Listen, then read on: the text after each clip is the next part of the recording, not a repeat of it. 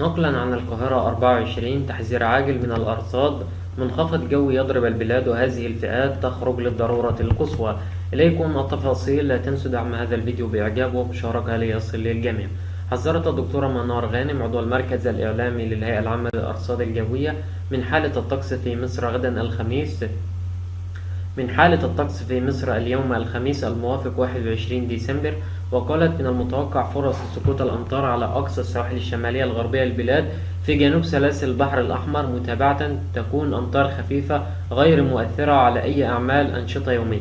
وأضافت تتأثر البلاد اعتبارا من الخميس بامتداد منخفض جوي في طبقات الجو العليا، وأيضا منخفض سطحي على سطح البحر المتوسط يصاحبه كتل هوائية صحراوية، لذا تنحصر الأمطار على الساحل الشمالية الغربية وأقصى سلاسل جبال البحر الأحمر. وهناك نشاط للرياح من 30 إلى 40 كيلومتر في الساعة مثير للرمال والأتربة على الأماكن المكشوفة على القاهرة الكبرى والوجه البحري.